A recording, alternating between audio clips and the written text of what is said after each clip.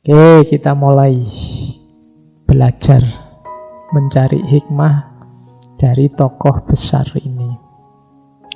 Yang pertama, beliau punya pandangan yang positif tentang manusia. Katanya Mengzi, manusia itu hakikatnya baik. Aslinya manusia itu baik. Jadi ini menjawab pandangan-pandangan yang bilang manusia itu netral. Ada yang bilang manusia itu jahat. Tapi katanya Mengzi enggak. Aslinya orang itu biarkan saja secara alami, isinya pasti baik. Kalau ada orang jahat, itu berarti dia sedang menyalahi kodratnya. Kodratnya orang itu baik. Buktinya apa? Katanya Mengzi, dia mengilustrasikan contoh paling gampang. Kalau kalian lihat anak kecil misalnya, lewat di depanmu tiba-tiba kecemplung, apa bahasa Indonesia nih kecemplung itu? Tercebur sumur, itu kan, mbok kamu akui apa enggak? Kamu kan bergegas ingin nolong. Nah itu siapapun itu, mbok orang jahat kamu, siapa aja begitu ada anak kecil kok jatuh, kamu mesti tergerak ingin menolong. Dari mana keinginan itu? Dari dalam dirimu sendiri. Meskipun mungkin nanti macam-macam tindakan yang dilakukan. Ada yang mungkin tidak berani nolong, Pak, sumurnya dalam, saya juga tidak berani. Tapi intinya kan kamu ingin nolong sebenarnya. Atau kamu pinggir jalan lah, pakai contoh yang lain, kamu jalan naik motor, terus tiba-tiba ada orang jatuh. Itu kan secara alami sebenarnya kamu ingin nolong dia. Bahwa kamu tidak jadi nolong dengan banyak pertimbangan, itu kan cerita selanjutnya. Mungkin sudah ada yang nolong, mungkin kamu, wah salah kesusu ya saya, salah ada acara, atau kamu malas ngapain, orang bisa berdiri sendiri kok. Tapi awalnya kan kamu sebenarnya ingin nolong ketika ada orang jatuh. Ini oleh Mengzi dijadikan alasan bahwa hakikatnya orang itu baik. Kamu lihat temanmu menderita, itu kan sebenarnya juga ingin nolong. Temanmu misalnya uangnya habis, itu sebenarnya kamu ingin nolong. Bahwa kamu tidak jadi nolong, saya nolong gimana, sama saja saya juga habis, Pak. Tapi kan ada rasa kasihan itu. Jadi katanya Mengzi enggak, sebenarnya setiap orang itu baik. Kok ada orang tidak baik, berarti ada kodrat yang dilanggar.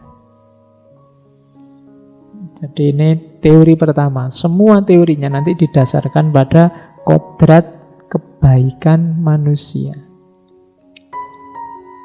Sehingga baik itu akhirnya menurut Mencius apa? Baik itu adalah sesuatu yang sesuai dengan kodrat manusia. Nanti di buku itu diilustrasikan makan misalnya. Makan itu hakikatnya baik, tapi kalau kita makan yang tidak sesuai dengan kodrat, ya hasilnya tidak baik. Jerami itu baik bagi sapi, tapi tidak baik bagi manusia. Kenapa? Tidak cocok sama kodratnya. Saya mau makan rumput kering, apa sapi aja sehat? Tidak cocok sama kodratmu. Iya sapi, makan itu sehat. Kalau kamu tidak, karena kamu beda kategori, kodratmu tidak begitu. Jadi kebaikan itu pasti sesuai dengan kodrat. Atau kodrat itu isinya pasti kebaikan. Oke, termasuk nanti kodrat, kalau tadi kan fisik, kodrat rohaniah. Jujur itu diakui atau tidak, semua orang akan menganggap jujur itu baik. Kecuali yang ada tendensi lain, terpapar apa macam-macam. Tapi hakikatnya orang akan menganggap jujur itu baik. Membantu orang itu baik. Pokoknya semua yang baik itu kita pasti sepaham. Meskipun nanti mungkin keluarnya bisa beda-beda. Misalnya, jangan mencaci maki orang lain loh. Kita kan semua sepakat. Susah orang membantah bahwa boleh saja mencaci maki, enggak. Mencaci maki orang lain pasti jangan. Jangan menyakiti orang lain loh. Ya boleh saja. Jadi untuk yang baik-baik kita pasti sepakat. Harusnya begitu teorinya. Meskipun nanti ada pengecualian-pengecualian ketika orang nabrak kodratnya. Jadi teori setelah kodrat ada teori kebaikan. Nanti ada alasannya. Jadi manusia itu hakikatnya baik, dan yang disebut baik adalah segala yang sesuai dengan kodratnya manusia. Kodrat itu misalnya orang punya kecenderungan berketurunan, maka menikah itu baik.